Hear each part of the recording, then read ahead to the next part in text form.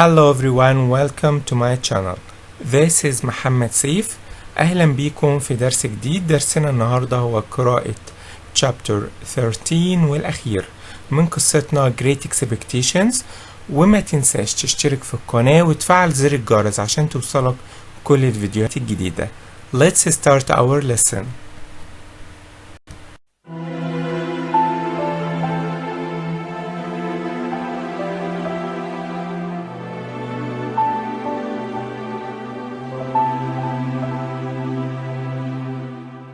Chapter 13. Friends Together. And now followed the most terrible time of my life. Magwitch had wanted me to have his money, but when he was sentenced to death, the court took his money and property. I had many debts, and no money to pay them. When Magwitch died, Herbert was abroad on business. I was alone. I became very ill. I had a fever and could neither move nor speak. In my feverish dreams, I remembered everything that had happened to me. My thoughts were strange and confused. I thought I was in the river again, turning over and over in the crashing water. Then I thought I was a little child, sitting beside Joe. More and more in my dreams, the face I saw was Joe's. Joe, who had always been kind, had always been ready to help me. Joe, to whom I had been so unkind and so ungrateful. Then one day I opened my eyes. I was very weak, but the fever had gone. And there was Joe, sitting quietly by the window, smoking his pipe and smiling at me. "Is that really you, Joe?" I said. "Of course it is, Pip, old chap. Waiting to help you, as always, Pip." "Oh, Joe, I've been so ungrateful," I said. "Why are you so good to me?" "You and me were ever the best of friends, Pip," Joe answered. "When you're well enough, we'll leave London and go back to the country, Pip, old chap." "How long have I been ill, Joe?" I asked. "How long?" Joe repeated slowly. "Well, it's the end of May now. Tomorrow is the 1st of June. "And have you been here all this time, Joe?" "That's right, old chap. Mr. Jaggers told us you were ill. Biddy said I must come to you at once, so I did. Biddy is a very good woman. She loves you, Pip, and so do I. Biddy has taught me to read and write. She has told me to write to her about you." As I grew stronger, I told Joe everything. I told him how rich I had been and that now I was poor. But Joe did not want to hear. "Pip, old chap, we've always been the best of friends," Joe said. "Why try to explain what's past? When you was a child, I tried to save you from Mrs. Joe and Tickler. Now I want to keep these troubles from you. There's no need for money to come between us. It never did before." With Joe's help, I was soon able to walk a little.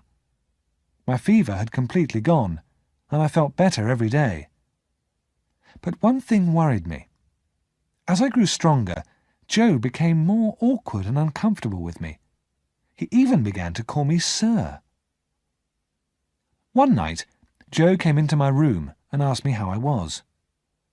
"Dear Joe, I am completely well now, thanks to you," I answered. Joe touched my shoulder with his great hand. "Then, good night, sir," he whispered. In the morning I got up and dressed.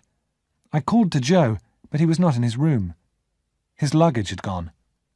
Joe had left a note on the table. "As you are well again, I am leaving you. You will do better without Joe now. Ever the best of friends, Joe." With the note were all my bills. Joe had paid all my debts. I knew what I had to do. I would go back to the forge and ask Joe to let me live there. I would live and work there for a short time. Then I would go overseas and work for Herbert. Later on, I would marry Biddy and live with her as a poor man. It was best to forget Estella. My great expectations were at an end. I would be a happier man without them.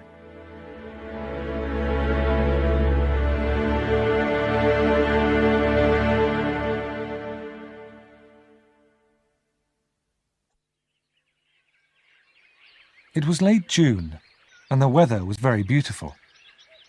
I walked slowly along the road to our village. I was enjoying the quiet peace of the fields and paths that I knew so well. In the country, I could live a simple life with Biddy. Joe would be nearby at the forge. Here, I would forget the past and all my foolish dreams. The village school, where I thought I would find Biddy, was closed.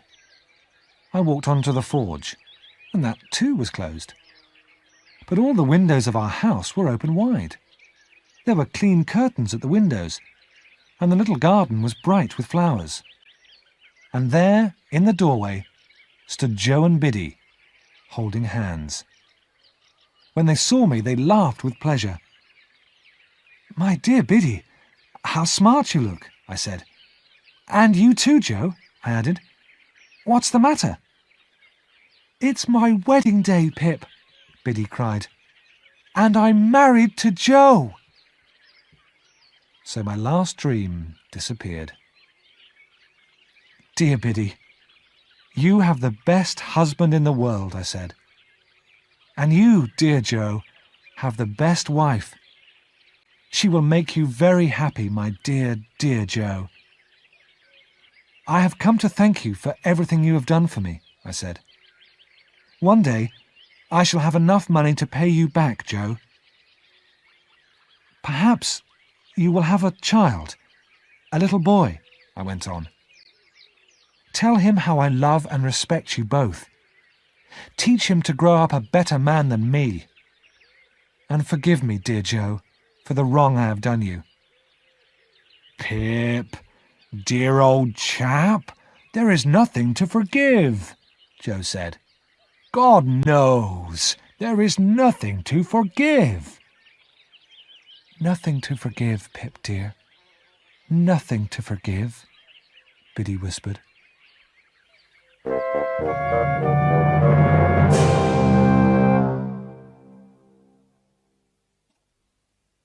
A month later, I left England and went to Egypt. I worked there as a clerk for Herbert. He and his partner were doing well, and after a few years, I became a partner too. Herbert married Clara, and I paid back my debt to Joe. I worked in Egypt for 11 long years. I did not return to England in all that time.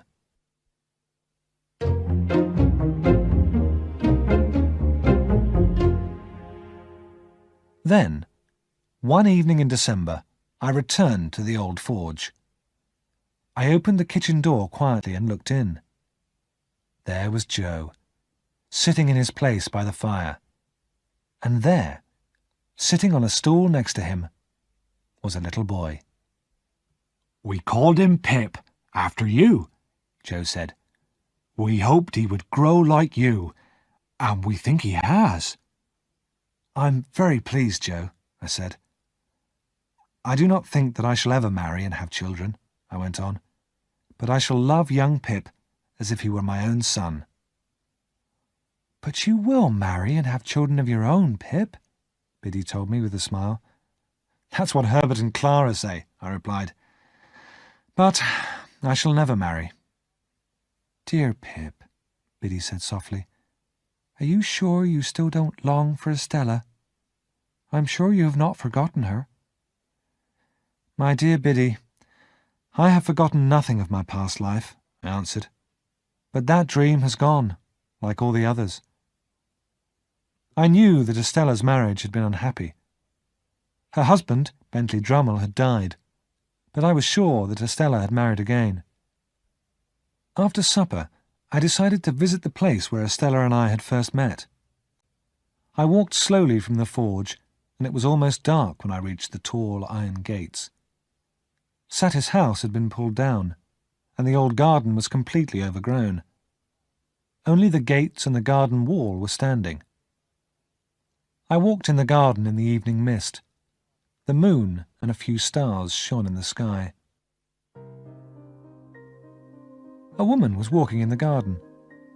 As I got closer to her, she turned and spoke my name. "Estella," I answered quietly. "I am surprised that you recognize me," Estella replied. "My sad life has changed me, Pip." Estella was still beautiful, but there was a sadder, kinder look in her eyes.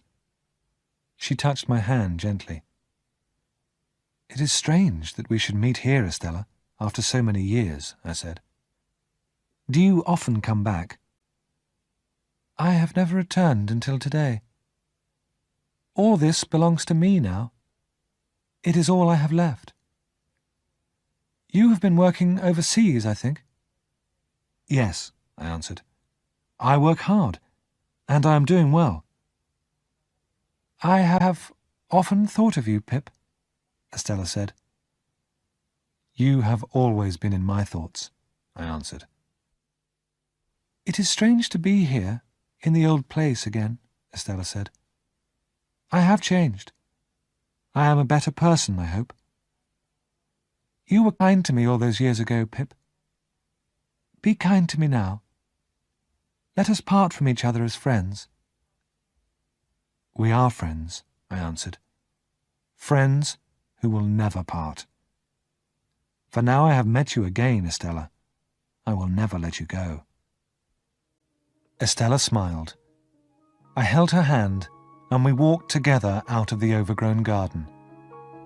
And I knew that this time we would never, never part.